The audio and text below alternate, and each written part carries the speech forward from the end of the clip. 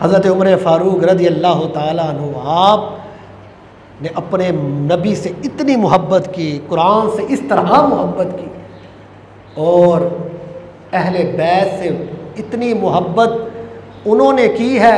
मैं तो कहता हूँ अल्लाह रसूल और कुरान के बाद अगर उमर ने मोहब्बत की है तो अहले बैत से की है, हुजूर की आल से मोहब्बत की है, बड़ी मोहब्बत की है।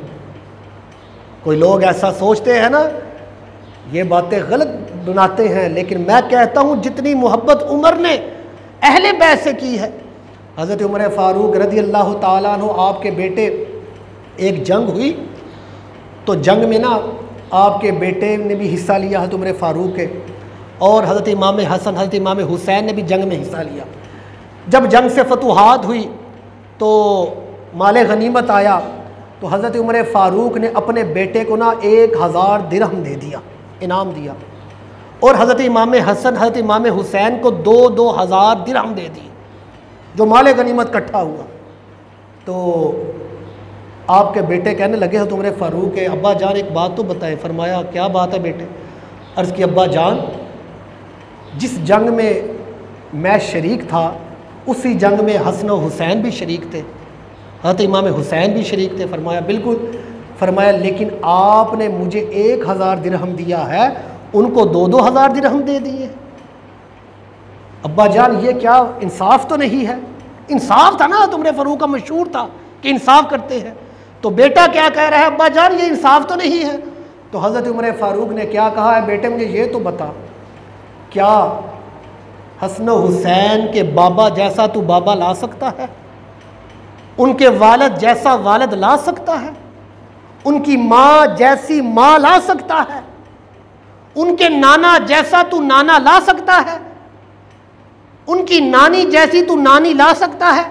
फिर उमर फ़ारूक ने खुद कहा, ऐ बेटे अगर तू उनके बाबा जैसा लाना चाहे तो उनके बाबा जैसा तू ला नहीं सकता, उनकी वालदा जैसा तो कोई वालदा ला ही नहीं सकता, उनके नाना जैसा तो नाना ला ही नहीं सकता, उनकी नानी जैसी तो नानी ला ही नहीं सकता, और तू कहता है इंसाफ करो।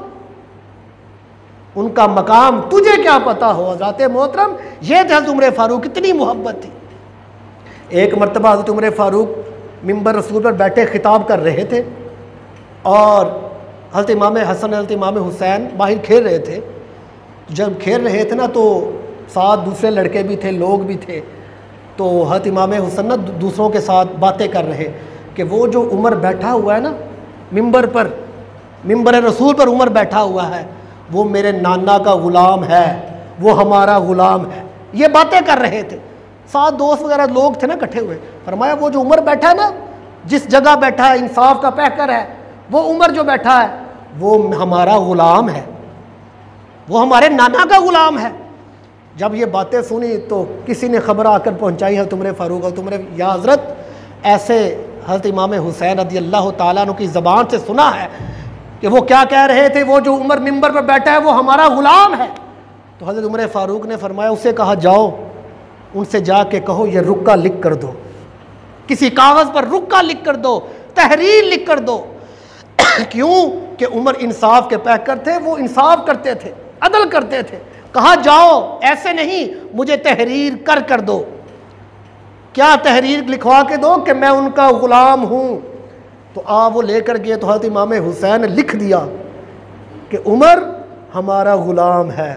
तो आए जब दिया ना तो कहा मेरे अपने घर वालों से, है घर वालों जब मैं फोत हो जाऊँ ना तो मेरी कब्र में ये रुक्का लिख देना, जब क़यामत के दिन उठूँगा ना तो मैं रब को दिखाऊँगा, मौला तेरे महबूब की आल का मैं ग़ुलाम था, अब ये रुक्का देख और मुझे जन्नत में भेज दे।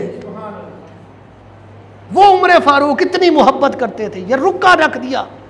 फरमाया कब्र में मेरे रुक्का रख दो कि मुझे फ़ख्र होगा कि मैं अहले बैत का ग़ुलाम हूँ। वो हज़रत उमर फ़ारूक रज़ी अल्लाह